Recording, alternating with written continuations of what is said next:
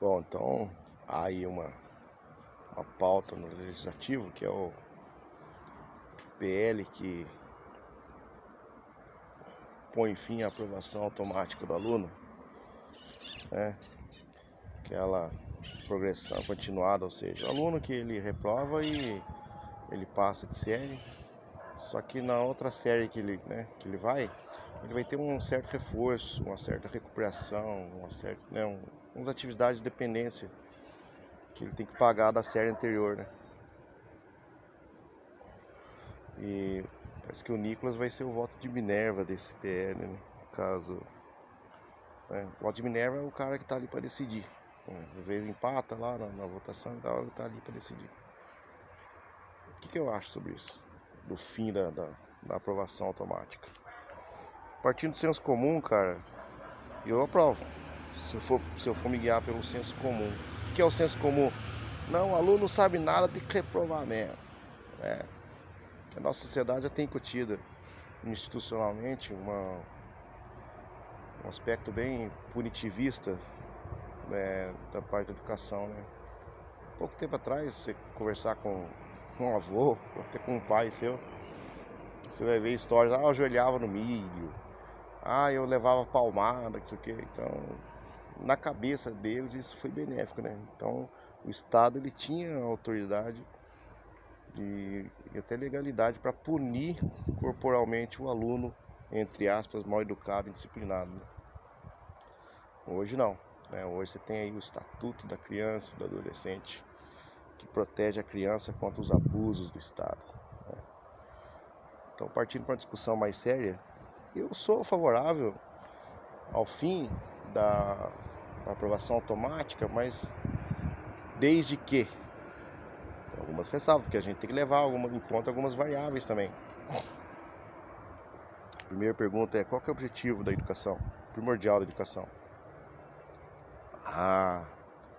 É fazer com que o cara se torne um advogado, um engenheiro, um médico. Não, esse não é o objetivo da educação. O objetivo da educação é tornar o ser humano melhor. Então, a pessoa que enxerga a educação como algo simplesmente utilitarista, ela não entende nada de educação, né? Então, para a gente se tornar uma sociedade melhor, a gente tem que tornar um cidadão melhor, o ser humano melhor, né? Para ele aprender a se colocar no lugar do outro, para ele aprender a enxergar com mais justiça, as suas ações, os seus deveres, né? Tem uma obra de um romano, o grande Cícero, né? Chamado Os Deveres, que todo mundo deveria ler. Enfim, se o objetivo primordial da educação é tornar um ser humano melhor, né? Quando que eu posso reprovar o aluno? Que sentido que eu posso reprovar o aluno? Eu sou favorável, por exemplo, ao fim da aprovação continuada com ressalvas, né? Ao fim da aprovação automática, com algumas que a gente chama assim de cláusulas condicionais, vamos supor, né? Por exemplo, vamos levar em consideração algumas variáveis. O que é o bom aluno, né? O que é o bom estudante e o mau estudante? Para mim, um bom aluno é aquele aluno que, por exemplo, mesmo que ele não saiba ler, não saiba escrever, não saiba quanto que é 2 mais 2, mas ele se esforce para aprender, eu passo ele. Beleza? Mesmo que ele não saiba ler, nem escrever, nem fazer continha de quanto que é 2 mais 2. Porque se você reprova um aluno desse, o que você tem que levar em consideração? Você tem que levar um ambiente familiar dele em consideração. Você sabe se esse aluno trabalha? Se ele participa ali da economia doméstica da família, né? Você sabe se ele tem uma mãe doente, às vezes nem tem pai. Você sabe se ele tem algum problema, né? Como é que fala? Não posso falar problema de cabeça. Alguma patologia mental, né? Às vezes tem autismo, várias doenças aí que influenciam no desempenho da educação da criança, né? Essa é uma das variáveis. A questão do trabalho, Tem aluno que você vai dar aula para ele no ensino médio, por exemplo, ele é fundamental que ele participe da economia doméstica, que senão a família passa fome. Então vai chegar um período em que ele vai matar muita aula. Eu vou reprovar esse aluno por conta disso?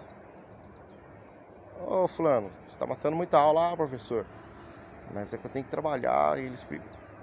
vou te dar uns trabalhos para você fazer. Você vai pagar as suas faltas com esses trabalhos aí. Entendeu? Essa é a realidade da escola. Muitas vezes que a gente tem que levar em consideração. Um aluno disciplinado, de respeito.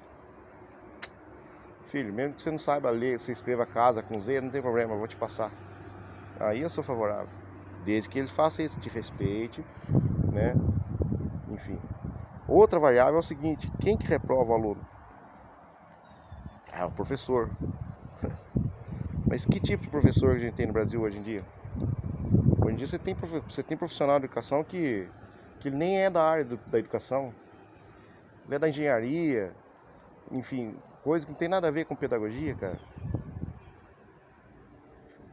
Entendeu? Então a gente tem que olhar com um olhar mais humano também sobre essa questão, né? Muitas das vezes tem professor que reprova o aluno por uma questão punitivista, vingativa, né? Se o objetivo das leis, né, principalmente do direito, é defender o sujeito contra o poder excessivo do Estado, eu vejo a educação na mesma ótica. Tem professor que olha para aquele aluno ali, aí chega no conselho de classe, aquele ali eu vou ferrar com a vida dele. Chega no conselho de classe que é um horror, né? Então, sinceramente. Aí, chega no conselho de classe, olha, não sei como é que vocês passaram esse aluno. Esse aluno é um projeto de bandido.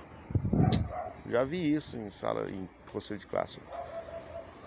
Esse aluno é um projeto de bandido. Aí passa 5, 8 anos, aquele aluno é um advogado, é um policial militar, com ética, né?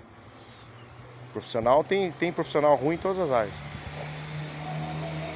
Aí você lembra daquele dia, esse aluno aqui, ele foi chamado de projeto de bandido um dia, cara. E ele se beneficiou daquela aprovação automática.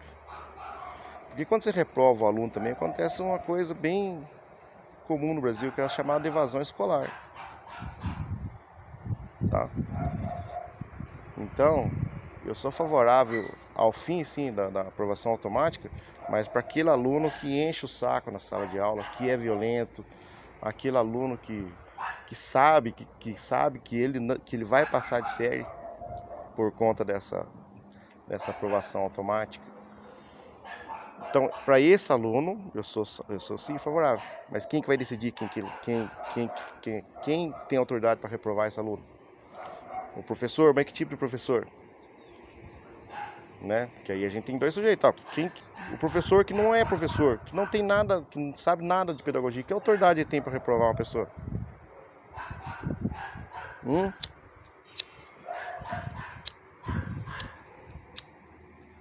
O professor, por exemplo, que é piloto de livro didático, aquele que não sabe passar o conteúdo para o aluno sem copiar do livro didático, que autoridade que ele tem para decidir qual aluno ele vai reprovar na matéria dele? O professor que usa o chat GPT para fazer plano de aula.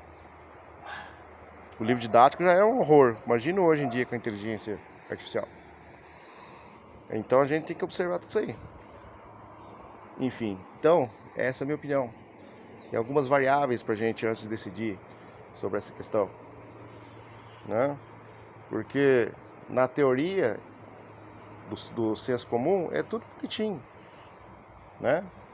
É tudo bonitinho. Não, tem que reprovar mesmo, não sei o que. Cara, a gente já viu que isso não dá certo em lugar nenhum no mundo, sabe?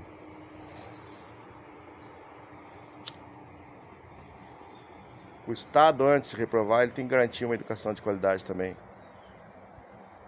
Entendeu? E uma educação de qualidade é você ter um professor formado em pedagogia na sua sala de aula. Ou que tem experiência ou teoria em educação. Que ele consiga, o que existe também de professor hoje em dia que compra diploma, fala a verdade pra você. Existia, né? Porque agora eles estão querendo acabar com isso também. Felizmente o Estado está caindo em cima dessa questão aí. O professor que comprava pós-graduação, enfim. É isso aí, pessoal. Eu sou favorável, sim, ao fim da aprovação automática, desde que o Estado garanta também uma educação de qualidade, né, com quadro acadêmico de qualidade. É isso aí.